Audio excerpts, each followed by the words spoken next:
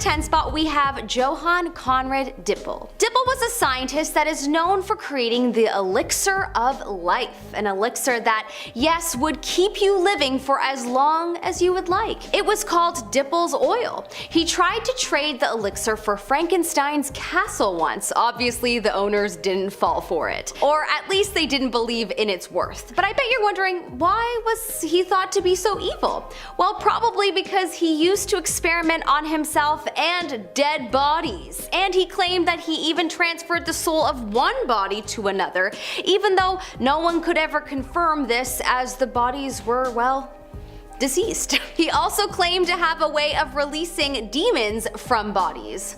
Man, I wonder if that's documented anywhere. We can all use an exercise for releasing demons, you know what I mean? Number 9. WHOLPHIN. These guys were created when a female common bottlenose dolphin was bred with a male false killer whale. Yeah, we shouldn't be doing this. They're extremely rare and they have been found in the wild, but unfortunately most of the ones that have existed were bred in captivity. Because humans are the worst. The first recorded WHOLPHIN was born in the Tokyo SeaWorld in 1981, and he very sadly died just 200 days later. Didn't even make it 1 year. Horrible. Probably a prime example of why they maybe shouldn't exist in the first place. I don't know, just a wild observation. The first that was born in the United States that actually somehow survived was at Sea Life Park in Hawaii in May 1985, and her name was Kekamalu. She ended up having 3 babies. The first passed away after a few days, the second passed away at the age of 9, but thankfully the third one is still alive. In March last year, both Kekamalu and her daughter were still alive, but they remain, of course, in captivity, so it's like, great. But not, really not at the same time. In our number 8 spot we have the Tuskegee scientists. The scientists that participated in this experiment are legit pure evil. There was a study done called the Tuskegee study where 600 African American males, 399 who were suffering with syphilis and 201 who weren't, and these men were being tricked into thinking that they were being treated for the illness, when really they were dying off, except the ones that didn't have it, of course. They were the success stories, of course. But what was the purpose of this? Well, to study their corpses. They couldn't have thought to just ask them if they could study their bodies once they die. Why did this happen, and even for as long as it did, which was 40 years, from 1932 to 1972. So evil. Reparations were eventually paid to the victims of the study, but nothing could make up for the horrible feeling they must have felt from going through that experience. In our number 7 spot we have Dr. SIGMUND RASCHER. This is a scientist that needed to be mentioned because of how evil he was. However, it is unclear as to whether he experimented on himself at all throughout his life. RASCHER is considered one of the most evil scientists in the world from World War II. He worked at a camp and apparently experimented on 300 unwilling people in high altitude freezing experiments. Victims were locked in a pressure chamber where the altitude was being continuously adjusted and they would feel as if they were falling out of a plane. He would also place them in freezing environments naked to perform tests. Of course, this led to many deaths. He was asked to do this on monkeys but demanded humans. Clearly a very sick and awful man. In our number 6 spot we have Shiro Ishii. There is a man that is known as Surgeon General Shiro Ishii, and he was a scientist and medical officer for the Japanese Imperial Army. In fact, he led the biological warfare unit that is known as 731. He's also known for being just plain evil, as he would experiment on Chinese prisoners and regular civilians. He used biological weapons that is said to have caused tens of thousands of deaths, including the bubonic plague, cholera, and anthrax. He would also conduct other evil experiments on his patients, including forced and simulated hypothermia. It is unclear if he experimented on himself, as I'm sure he wouldn't have given himself the bubonic plague, but it is clear that he was very, very evil. In our number 5 spot we have Max Joseph von Pettenkofer. Max was a scientist that wasn't so much evil as he was seemingly insane, as he did an extremely risky experiment on himself. Apparently in 1892 he wanted to disprove the theory that cholera bacteria alone alone was the cause of the disease. In the presence of witnesses, Max swallowed some broth with a large dose of cholera bacteria. He apparently also consumed some sodium bicarbonate to neutralize the acids in his stomach after it was suggested that the acid could kill the bacteria. Apparently he suffered only minor symptoms, and what he did experience, he says, wasn't due to the bacteria. To me, he just sounds like he was either a little insane or just so sure of himself that it wasn't a risk at all. And even then, I would say to be that sure of yourself, to take that big of a risk, means you have to be a little insane. In our number 2 spot, we have Peter Neubauer. In the 60s and 70s, a secret experiment was done led by a scientist by the name of Peter Neubauer that separated twins and triplets from each other, and they were adopted as singles. Apparently this experiment was funded by the National Institute of Mental Health, and the purpose of this experiment is still unclear. To separate living humans from their family, all for the sake of science, is truly just evil in my opinion. The experiment was discovered in the 80s after 3 identical brothers accidentally found each other. I can't even imagine what that must have felt like to be them. I suppose this experiment isn't as horrible as some of the other ones we have listed today, but it still is terribly sad to think about all of these people, missing out on growing up with their brothers and sisters. It is unclear whether Peter's decision to lead this was part of his job and therefore through slight force, as it was being funded by a big organization, or whether he pushed for this to be done. In our number 1 spot, we have Vladimir DEMIKHOV. So this is, in my personal opinion, one of the most evil scientists, but honestly there's so many evil ones on this list that it's really hard to say who should take first. So I'm giving it to Vladimir DEMIKHOV. Vladimir is a Soviet scientist that is known for performing the evil act of beheading many dogs and then re-sewing them onto other dogs' bodies. He did this for 15 years. Why? Oh, because apparently he was bored. Apparently, he was known to experiment on himself, and also he pioneered organ transplants, which is just so hard to digest that he could have been the founder of something that has done so much good for the world, while on the other hand, he committed unthinkable evil acts. Life is so strange. In our number 10 spot, we have Vladimir DEMIKHOV. Vladimir is a scientist from the Soviet Union that tried to create a 2-headed dog. Not making this up.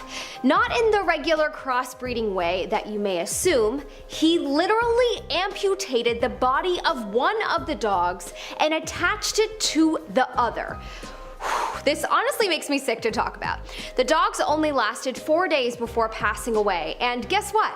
He did it again. He did it again. The next experiment ended up with 2 dogs living for about a month. But guess what? He literally had no purpose for these experiments. Just the ego satisfaction of being able to say that he did it. Well, thankfully he didn't, because he doesn't deserve any satisfaction or praise. Just gross. In our number 9 spot, we have Jack Parsons. Jack Parsons is known for being a rocket scientist, but also a follower of the occultist Aleister Crowley. He is believed to be someone who was in direct contact with the devil and did experiments, aka spells, on himself. He was the reason for the advancement of liquid fuel and solid fuel rockets. He was unable to continue being a scientist when news of his occult ways became public knowledge. Apparently he worked with the founder of Scientology, L. Ron Hubbard, to summon the god Babylon to Earth. He died in an at-home explosion from an experiment that he was doing. Jack is a tricky one because obviously everyone was so Christian and Catholic back then that they would have thought him to be evil, but I don't know, I really wonder if this is one of those cases where, they were wrong and maybe he was just a nice guy. I don't know. In our number 8 spot, we have Irving Weissman. Irving Weissman was working at Stanford University as a researcher when he was given permission to inject a mouse with human brain cells. They just wanted to see what would happen. They were instructed to stop the experiment once the human-like behaviors got to a specific point, like improved memory or problem solving, because then they'll have a pinky in the brain sitch, and the concept of that only sounds good in the cartoon world. I'm not ready for a mouse world takeover anytime soon. In our number 7 spot, we have Gordon Gallup and his team of scientists. Okay, so not saying Gordon Gallup is the evil scientist, but more that all of the scientists that consented to do this in the first place may have been operating from an evil frequency. Or perhaps they were just doing what they were told because it's their job, because let's be real, the real powerful people that make the decisions are the ones funding such projects as these. But since I have no idea who funded this, as that would probably take too much digging that I don't have time for, and it will probably just lead us to the US government, we're going to just call this spot Gordon Gallup and his team of scientists. Gordon Gallup was once one of the leading experts in evolutionary psychology, and he worked with a team of scientists in the 1920s on interbreeding humans with chimpanzees. He leaked to the press that they were actually successful. The experiment was conducted at the Orange Park Laboratory in Florida. Everyone proceeds to Google the financial backers there. This is where a female chimpanzee was inseminated with human. The animal not only became pregnant, but then proceeded to give birth to a living being, a human Z. But get this, they did not allow the human Z to live. After all of that, it was euthanized. What the heck, man? Potentially harmed this animal by impregnating it only to kill its baby cub. My inner future mama bear is poking through, and I don't like this. In our number 6 spot, we have another group of scientists, the Belgian scientists. It really is so hard to name just one scientist responsible because it really does take a village to raise a child, and in this case, to create a mutant cow. Yes, a team of Belgian scientists started back in the 1800s to breed native cattle with short-horn cattle, and over time they only selected the biggest and strongest, and eventually that led them to creating the Belgian super cow. A ginormous cow that literally looks like it's on steroids, and I'm kinda afraid of it. I'm very afraid of it. It is unclear why these experiments were being done. I can only assume for more meat. So I guess we can't call these scientists evil per se without a justified reason, but hopefully they have a good one, because otherwise, leave those cows alone. In our number 5 spot, we have Juan Carlos Belmonte. Juan is a biologist at the Salk Institute in California that has been working with other scientists and researchers in China on creating a human-animal chimera. Basically, a monkey embryo will be given human cells to create this. Now, before you get upset and say, "What for?" I think this may arguably be the best reason for doing this kind of experiment. The reason this is being done is to see if animals can possess organs such as livers and kidneys that are entirely human and can be used in the future as organs for transplants. As we do have a transplant shortage around the world, coming up with a solution to this is vital. Apparently every 10 minutes a new person is added to the waiting list for an organ transplant. So at this point it is unclear as to whether the experiment has been completely successful, but I'm sure we'll know in the upcoming years. In our number 4 spot, we have Dr. Karl Clauberg.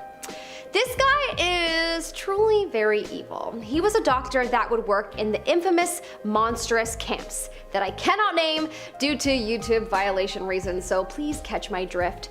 The monstrous camps during World War II, specifically the Poland camp. Apparently, originally he was interested in sterilizing all of the women of the camp, and eventually his interests expanded.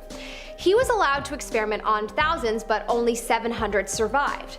He also artificially inseminated prisoners through a variety of methods and tormented his victims by claiming to have injected animal sperm into their womb to create a monster. There are no reports that confirm this to be 100% true, as well as there are no reports of the after effects of this, so we have to conclude that this horrible, unconsented experiment was thankfully a failure.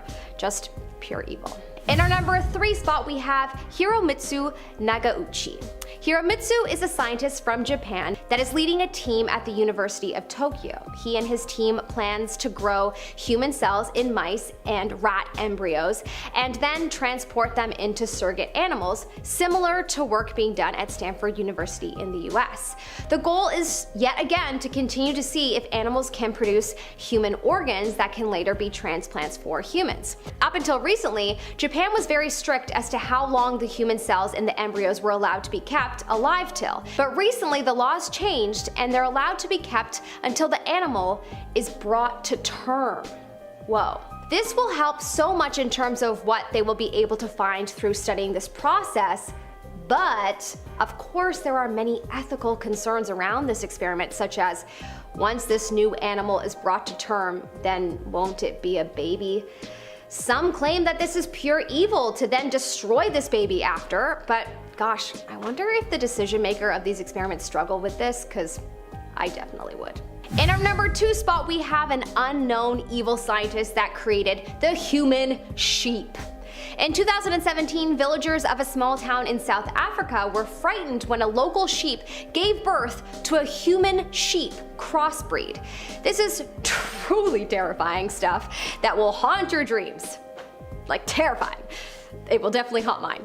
Imagine human sheep wandering the world. No thanks. Clearly this experiment was done by some evil scientist that decided, heck, I'm going to just let this happen and see how it unfolds. No one knows exactly how it was done, but most think the sheep was just artificially inseminated. The baby born was a stillborn, but if it had made it out alive, I bet you the world would have been on the hunt for the person responsible. In our number 1 spot, we have Ilya Ivanovich Ivanov. Known from his title, The Red Frankenstein, who was said to have been the creator of artificial insemination. His interest eventually turned into being interested in crossbreeding. In the 1920s, he traveled to Africa. After already successfully crossbreeding a zebra and a donkey, he now wanted to crossbreed a human and an ape. Apparently, after a while of living in Africa, he became desperate as his funds became increasingly low, that he then began to inseminate African women with chimpanzees without their knowledge. Holy, that's disgusting. Eventually, when people found out about what he was doing, he was shut down and his name was forever tarnished, and yeah, I'm glad, because that's horrible. Starting off our list at number 10, new bees. Great. Sick of the old ones that sting you in the neck and then you're allergic? We got some new bees now to worry about. Here we go. A lot of us know bees are pretty harmless and kind of cute, hairy little pollinators. Unless, of course, like I mentioned, you're allergic or terrified of them. But truthfully, bees normally do a lot more good than harm. Obviously, right? Save the bees. That was, of course, until an experiment in the 70s went south. Yeah, this experiment resulted in a new bee, just a dangerous bee. The idea was to take a regular honey bee and breed it with a bee that is found in Africa that produces more honey. And of course the goal was to produce a manageable bee that would also be able to provide more honey than a regular honey bee. Good stuff, right? On paper this sounds like a step in the right direction. Well, the bees that came out were a lot less manageable and they didn't even make more honey. Yeah, liars. You're fired, all 1,000 of you. Get out of here. After this experiment ended, however, the bees got out into the environment, and in the 80s we saw the beginning of a massive trouble. These bees are not only aggressive towards other kind of bees, which creates a huge problem, but they're also very aggressive towards human beings. Nice. And when these guys sting, their stinger stays with them, so they can, continue to Julius Caesar you how many times they want. Victims of these swarms receive 10 times the amount of stings as regular swarms, so horrible, horrible news. And they react to disturbances 10 times faster, and they will also chase said disturbance a quarter of a mile. So hope you can run really fast and really far. In our number 9 spot, we have Paracelsus. Paracelsus is known for being a Swiss physician, scientist, and alchemist in the 1500s during the Renaissance. He didn't necessarily experiment with crossbreeding humans with animals, but he did experiment with making humans tiny and ginormous. Also, he was seemingly evil / insane, so I just wanted to put him on this list. Paracelsus was convinced he could grow giants and tiny humans by growing them from a jar of Yep. Apparently he would keep the jar in a warm place and feed the creatures blood to make them grow. I can just See him sprinkling in some blood into that jar. Apparently he was quite successful and managed to grow tiny humans, but allegedly the small creatures turned on him and ran away.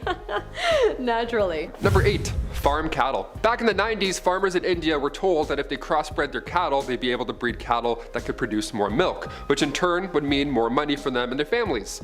Awesome, this should be amazing and great news, right? Well, considering why we're here watching, I don't think it's gonna end the way we think now. Different breeds of bulls were brought in and farmers were expecting great results, but they ended up being stuck with cattle that did produce more milk, great, but they also needed way more food. They needed high quality food as well, or else they'd stop producing more milk and they were less resistant to the local diseases, so they required more veterinary visits. So it cost them more money, you know what I mean?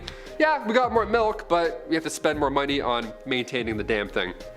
It's not a win. It's not a win in my book. Number 7, old Buffalo Jones. Here we go. A guy named Charles Buffalo Jones. Let's talk about him. This man started breeding animals in 1906 because the bison population in Arizona at the time was exceptionally low. So bison were bred with domestic cattle in order to produce a hardy commercial animal. Nice. Old Buffalo Jones getting his science on.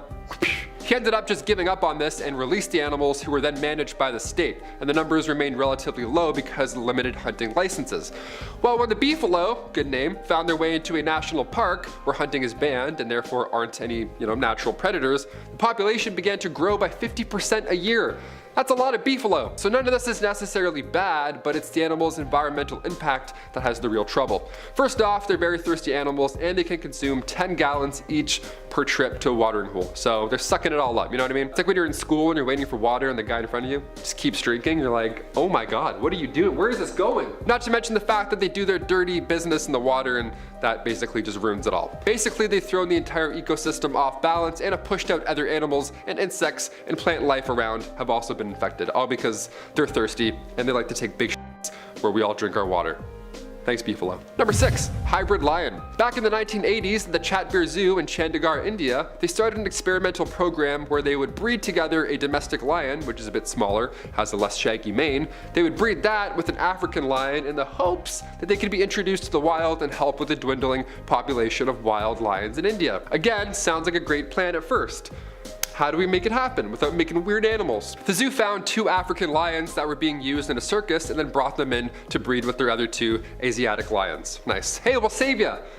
Just kidding, even worse. When the cubs were born, it was clear this was already a mistake, as the cubs all had severely weak back legs. They were all shaky. They were having extreme trouble walking, and as they got older, their immune system started to fail more and more. Sadly, by 2000, they had bred more than 70 of these hybrid lions, and they finally decided to stop the program, and all the males were given vasectomies in order to stop any reproduction further. There's also laws that prohibited them from killing animals, so they were simply just waiting around for them to die naturally. It's kind of a weird circle we got into. When there's a dwindling population of lions, it's insane to me that they just wasted 20 years trying to do this when they could have just simply bred the lions that they had. You know what I mean?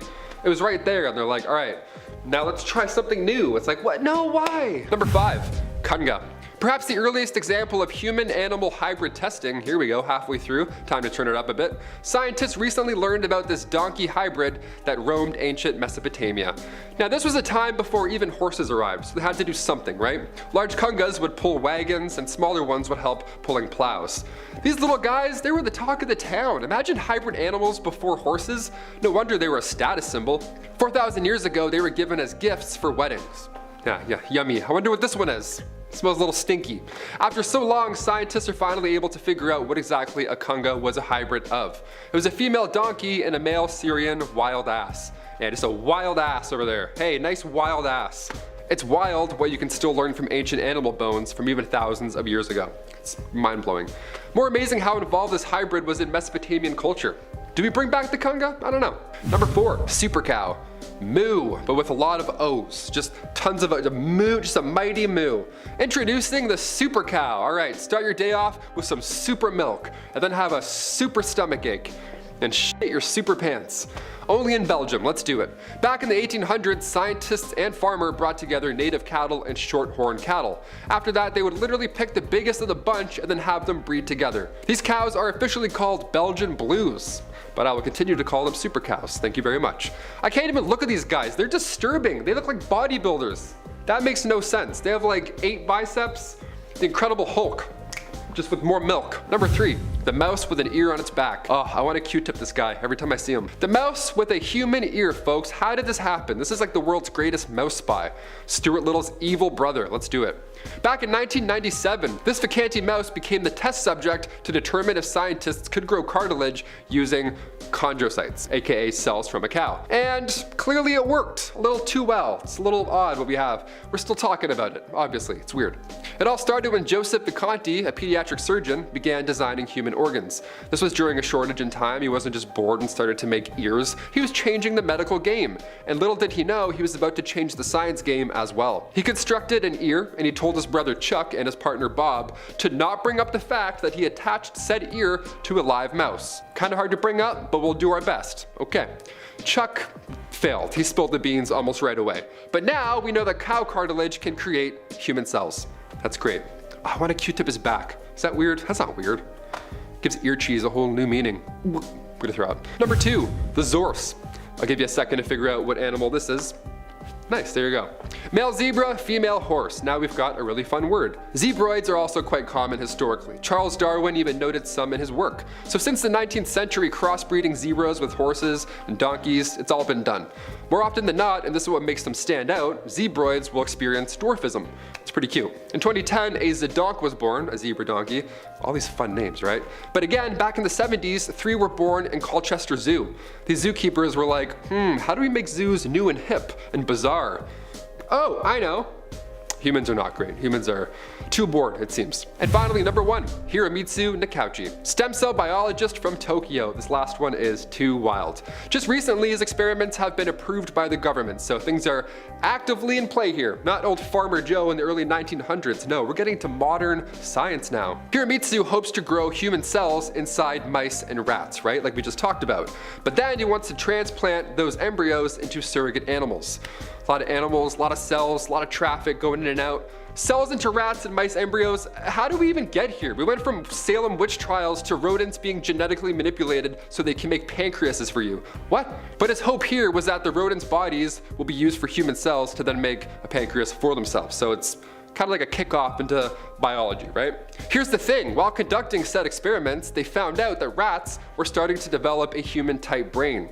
Yeah, that's when they decided to pull the plug, rightfully so. The second humans and animals get too close, governments come in and they go, hey, stop, thanks.